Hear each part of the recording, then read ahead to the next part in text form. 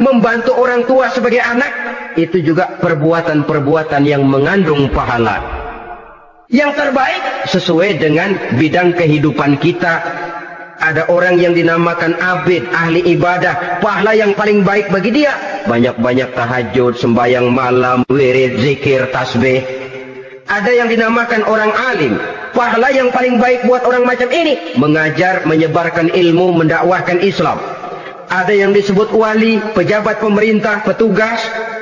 Amalan pahala yang paling baik buat orang semacam ini melayani masyarakat, bekerja di bidangnya sesuai dengan profesinya. Saudara hadirin yang saya hormati, jadi dengan demikian perbuatan-perbuatan yang mengandung nilai-nilai pahala ini bisa perbuatan yang menurut kita kecil namun punya nilai besar, apalagi perbuatan besar dengan biaya yang besar, tentu makin besar juga pahala yang disediakan oleh Allah Subhanahu wa taala. Oleh karenanya, kalau kita bercermin dari ayat Quran, hidup ini kesempatan untuk berbuat baik. Huwallazi khalaqal mauta wal hayata liyabluwakum ayyukum ahsanu amala. Dialah Allah Tuhan yang telah memberikan hidup dan mati kepadamu untuk menguji kamu siapa di antara kamu yang paling baik amal perbuatannya. Jadi tidak saya rinci, tapi cukuplah satu penjelasan global. Perbuatan yang berpahala adalah perbuatan melaksanakan perintah Allah atau anjuran Allah dengan dasar ikhlas, dengan tujuan untuk mencapai ridho Allah semata-mata. Lalu apa perbuatan yang mengakibatkan dosa itu? Saudara-saudara, dosa lahir akibat melakukan larangan Allah atau mengerjakan yang dicelaknya. Nah, para ulama ada yang membagi dosa itu menjadi dua bagian.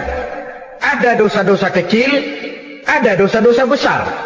Tetapi sebenarnya ditinjau dari segi hakikatnya, kalau sudah melakukan satu kesalahan yang mengakibatkan dosa, jangan dilihat besar dan kecilnya, tapi kepada siapa dosa itu kita kerjakan.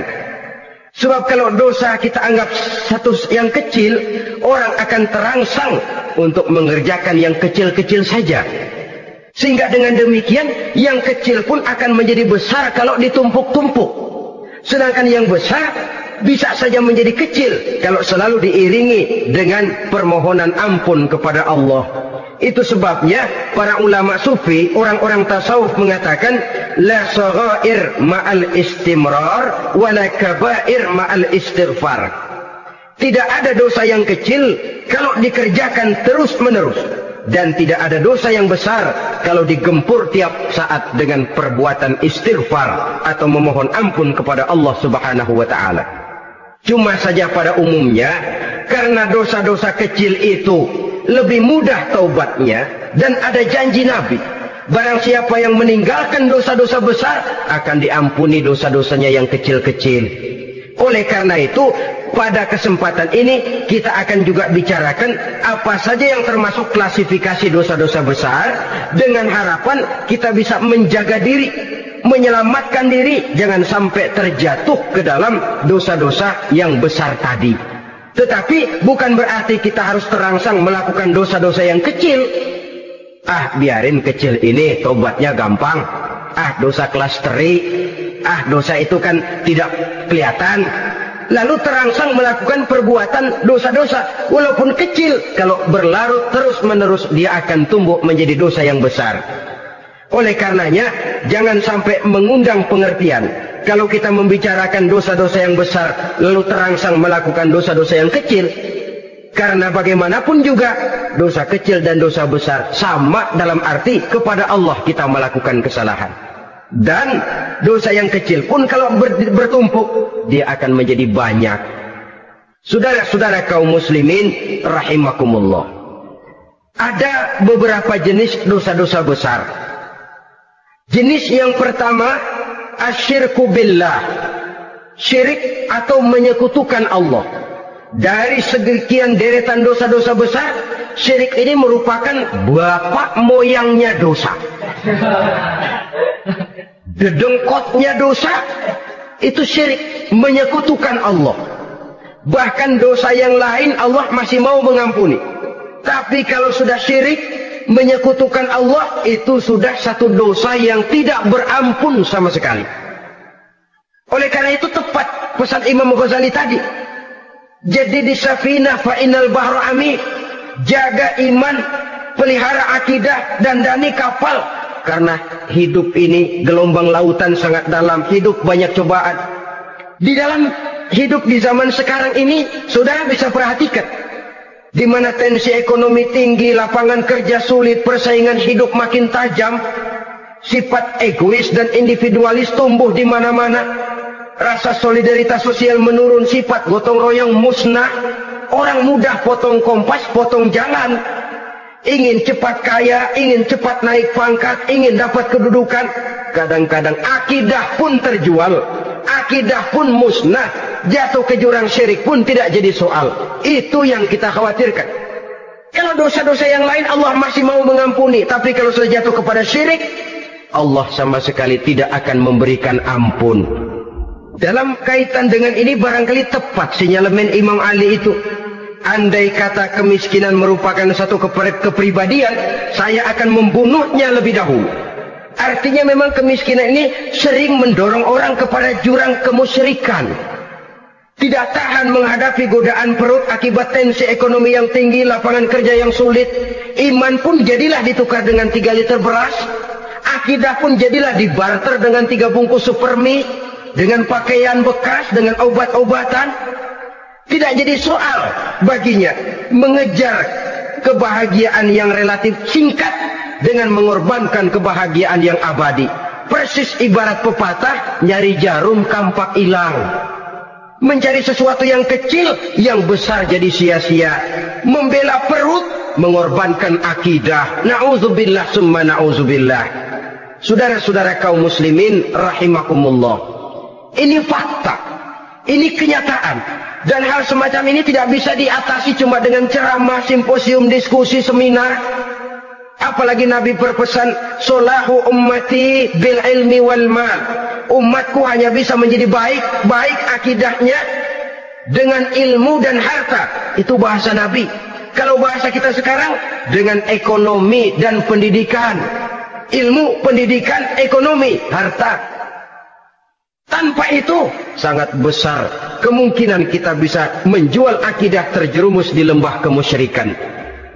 Maka terutama kepada saudara-saudara saya, muslimin-muslimin yang terpencil jauh dari kota-kota besar, yang kadang dalam kehidupan seharinya imannya sering digoda oleh supermi, akidahnya sering ditantang oleh pembagian beras, pakaian-pakaian bekas, obat-obatan dan sebagainya. Jaga dan bentengi akidah kita. Lebih baik nyawa berpisah dari badan, asal iman jangan berpisah dari hati. Kepada adik-adik saya para remaja, para pemuda di kota-kota besar, yang iman dan akidahnya sering ditantang dengan minuman-minuman keras, fasilitas-fasilitas yang menghanyutkan, yang secara terarah dan praktis sedikit demi sedikit menggiring kita untuk keluar dari nilai-nilai akidah. Hati-hati. Jaga baik-baik, sebab intan paling mahal, mutiara paling berharga, tidak lain nilai iman ini. Tergelincir kita daripadanya, jatuh ke lembah kemusyrikan, jatuh ke satu dosa yang teramat besar, yang Allah tidak akan pernah memberikan ampun lagi. Ini dosa besar yang pertama. Yang kedua, qatlun nafsi illa bilhaq. Membunuh orang tanpa alasan yang benar. Di zaman kesulitan ekonomi kadang-kadang orang mudah nekat. Tengok saja. Kadang-kadang karena pasar uang 100-200 perak saja nyawa bisa melayang. Kadang-kadang karena urusan yang remeh, salah omong, salah ambil, salah ucap, salah pegang, nyawa bisa jadi melayang. Alangkah murahnya nyawa, seakan-akan kita yang punya. Padahal nyawa itu hak milik Allah. Tidak pantas kita merampasnya, tidak pantas kita menghilangkannya dari jasad seseorang. Oleh karenanya, membunuh orang merupakan satu dosa yang sangat besar. Jangankan kepada orang yang seakidah, orang yang lain akidah saja pun, kalau dia hidup berdamai, rukun, berdampingan, kita harus melindungi. Apatah lagi teman seakidah sendiri. Saudara-saudara kaum muslimin rahimakumullah. Pantas kalau Nabi menyatakan apabila dua orang Islam sudah saling berkelahi, berbunuh-bunuhan, al-qatil wal maqtul finnar, yang membunuh dan yang dibunuh dua-duanya sama-sama masuk neraka. Sahabat heran, ya Rasul, kalau yang membunuh masuk neraka sih wajar, tapi yang terbunuh kok neraka juga, kenapa? Kata Rasul, sebenarnya dia juga cuma sudah niat untuk membunuh, cuma keduluan saja. Andai kata dia tidak terbunuh, tentu dia yang akan membunuh. Saudara-saudara kaum muslimin rahimakumullah, Islam sesuai dengan namanya adalah agama damai. Kita tidak boleh mencari-cari musuh, walaupun tidak boleh lari kalau bertemu musuh. Oleh karenanya, pantang seorang muslim menimbulkan benih keonaran menjadi biang kerok buat lingkungannya.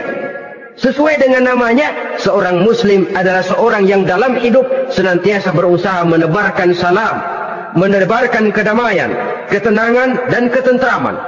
Dengan prinsip musuh jangan dicari, bertemu pun jangan lari. Yang ketiga, termasuk dalam kelompok dosa besar ini, syurbul khamr, meminum minuman keras. Termasuk di dalam kata khamr ini ganja, morfin, narkotik. Sebab apa? Jenis minuman semacam itu tidak hanya merusak keadaan sekarang, tapi sekaligus merusak kehidupan yang akan datang. Kalau itu jatuh di tangan generasi muda, artinya kan merusak kehidupan masa depan daripada suatu bangsa. Karena apa? Remaja dan pemuda merupakan bentuk miniatur daripada kehidupan bangsa. Akan bagaimana warna umat Islam di Indonesia, bahkan akan bagaimana warna Indonesia 30, 40, 50 tahun yang akan datang, remaja sekarang jawabannya. Kalau remaja kita sekarang ini kerjanya cuma bisa nyekek botol, insya Allah bangsa Indonesia 30, 40 tahun yang akan datang akan tumbuh menjadi bangsa teler. Tidak banyak yang bisa kita harapkan. Remaja adalah gambaran masa depan dari satu bangsa, dari satu umat. Dan remaja itu di dalam dirinya secara fitrah terkumpul semua bakat, terdapat semua kemungkinan. Kita ini lahir membawa sifat pemimpin, tapi juga membawa sifat pengacau. Kita ini ada bakat jadi orang jujur, ada bakat jadi pengkhianat. Kita ini ada bakat menjadi orang baik-baik, kita juga punya bakat jadi biang kerok. Kita kemungkinan bisa jadi pemimpin bangsa, tapi juga bisa menjadi pemimpin bangsat. Nanti lingkungan dan pendidikan akan menumbuhkan, membentuk mana yang tumbuh lebih subur. Kalau lingkungan dan pendidikannya lebih banyak bercerita tentang kejujuran, maka nilai kejujuran yang akan tumbuh lebih banyak dalam jiwanya. Dan insya Allah diharapkan dia akan menjadi manusia yang jujur di kelak kemudian hari nanti. Dan masalah minuman keras ini sebenarnya berkait. Kita tidak bisa cuma menyalahkan remaja saja, menyalahkan pemuda saja, karena bagaimanapun masalahnya kompleks. Menghancurkan sesuatu tanpa melihat kausalnya, tanpa melihat sebab akibatnya kan sama juga bohong. Kemungkinan karena broken home, kemungkinan karena pergaulan, kemungkinan karena kurang perhatian orang tua, kemungkinan karena akibat bacaan, tontonan, atau fasilitas berupa dibukanya pabrik-pabrik minuman keras, dijualnya minuman-minuman keras, di warung-warung yang remang-remang, yang memberikan kenikmatan, kebahagiaan, dan kebanggaan tersendiri, sehingga akhirnya orang terangsang untuk datang dan minum di sana. Pada dasarnya memang sepele, cuman minum, nggak ngerugiin orang lain kan? Iya, pada waktu minum. Tapi dikala sudah mabuk, out of control, apapun bisa kita lakukan. Yang kita ucapkan kita tidak sadari lagi, yang kita kerjakan tidak kita sadari lagi. Dikala itu segala macam kejahatan bukan sesuatu yang tidak mungkin untuk kita laksanakan. Nggak ngerugiin orang lain, memang pada saat mau minum. Tapi begitu minum, mabuk, kita bisa merugikan orang lain. Setidaknya merugikan diri sendiri. Pertumbuhan IQ menjadi lemah, semangat kehidupan hilang, gairah kerja menurun, kalau tidak ada sama sekali. Lalu apa yang bisa kita lakukan di dalam kehidupan? Dan akan lebih celaka kalau ini menimpa kehidupan generasi muda kita. Kadang-kadang yang ironi ya, kalau yang orang tuanya mampu barangkali masih tertolong. Tapi yang orang tuanya kondisi ekonomi lemah masih kepengen teler juga. Orang tuanya nggak mampu masih pengen mabuk. Dari ganja, morfin nggak dapat, akhirnya kaleng cet diisepin. Yang penting kan bisa teler. Mendatangkan satu kebahagiaan tersendiri. Itu sebabnya memang satu kejahatan menurut teori polisi ya, hanya bisa terjadi karena faktor N dan K. Niat dan kesempatan. Niat ada, kesempatan ada, jadi orang jahat. Kurang salah satunya, biasanya kejahatan terbendung.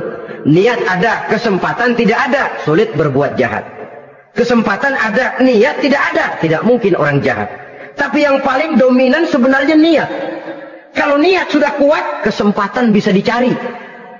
Kesempatan bisa diciptakan. Biar Hansip nongkrong, ditungguin lengahnya. Iya, biarin. Jam 11 sampai jam 2, matanya melotot. Jam 3 dia mulai ngulet, ngempet. Nah, di saat itu saya masuk ke rumahnya. Kalau niat kuat, kesempatan bisa diciptakan. Dan kalau sudah niat, ini masalah hati. Kalau sudah masalah hati, menyangkut soal moral. Moral artinya sudah masuk kepada kehidupan agama. Saudara-saudara kaum